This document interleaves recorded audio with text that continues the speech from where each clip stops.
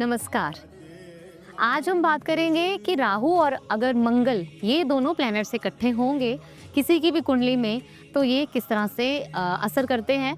और राहु, जैसे मैं अपनी हर वीडियो में बता रही हूँ कि राहु क्या करते हैं, हर एक चीज़ को बड़ा कर देते हैं। किसी भी प्लैनेट के साथ अगर ये होंगे तो उसकी सारी पॉजिटिव एनर्जी को ले लेते हैं और उस चीज़ को बहुत ही ज़्यादा बड़ा कर देते हैं। और excess of everything bad is bad, वो वाली जो कहावत है उसको पूरा कर देते हैं।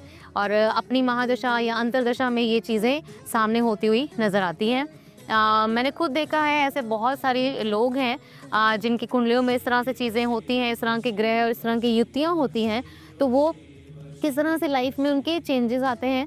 राहु जो है वो पहले एक बुलावा सा डालते हैं और इंसान बहुत अजीब सा सोचने लग जाता है, किसी को कुछ समझता नहीं है।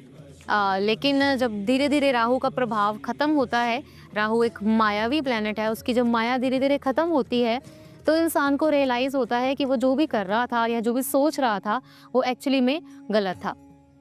तो अगर राहु जो है वो मंगल के साथ हैं तो ये अंगारक योग बनाते हैं।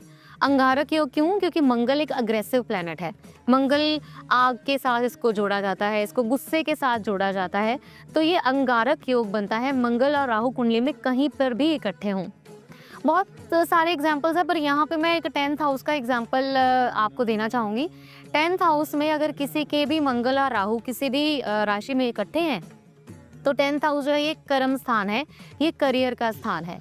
नो डाउट ऐसा इंसान बहुत ज़्यादा पंक्चुअल होगा, बहुत ज़्यादा मेहनती भी होगा, उसका सर्कल जो है वो बहुत बड़ा होगा, वो बहुत अच्छे अच्छे लोगों के साथ उसका मिलना जुलना, उठना बैठना, ये सब चीज़ें रहेंगी अगर मंगल और राहु इकट्ठा है।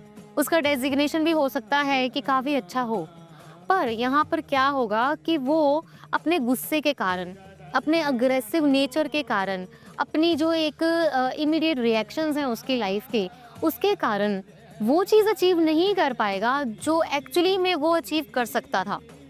और धीरे धीरे जैसे जैसे टाइम बीतता जाता है लोग उसको समझाते हैं चाहे कि भाई ये चीज़ जो है वो ठीक नहीं है, फ्यूचर इसका जो है वो कुछ नहीं है, लेकिन वो समझने को तैयार नहीं होता। उसको लगता है कि नहीं, मैं जो कर रहा हूँ वो मैं बिल्कुल ठीक कर रहा हूँ।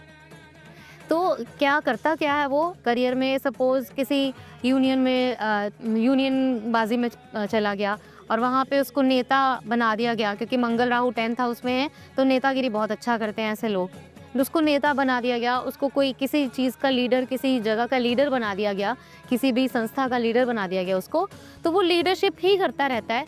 अपना गुस्सा जो है वो यूनियन बाजी में आकर कभी किसी अफसर के ऊपर, कभी किसी ऑफिसर के ऊपर अपना निकालेगा, लेकिन एक्चुअली में उसका कुछ और काम है। नो डाउट उसका डेजिग्नेशन अच्छा है, वो अपनी एनर्जी को उस डेजिग्नेशन को और बढ़ाने में सोचने की बजाय इन फालतू कामों में लगा रहता है।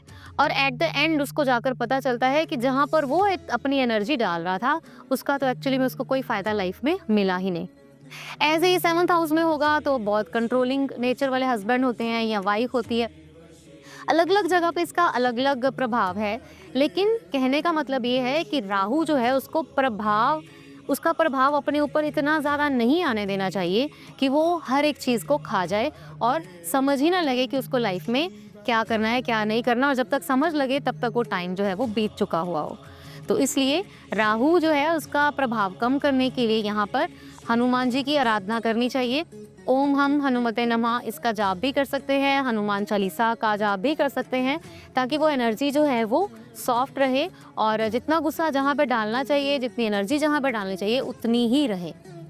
तो ये था, अगर राहु और मंगल जो है वो किसी भी कुंडली में इकट्ठे होंगे तो वो कैसा प्रभाव देंगे। अब नेक्स्ट जो है हमारे ग्रह, उसके लिए हम बहुत जल्दी एक अगली वीडियो में मिलते हैं। तब तक के लिए धन्यवाद।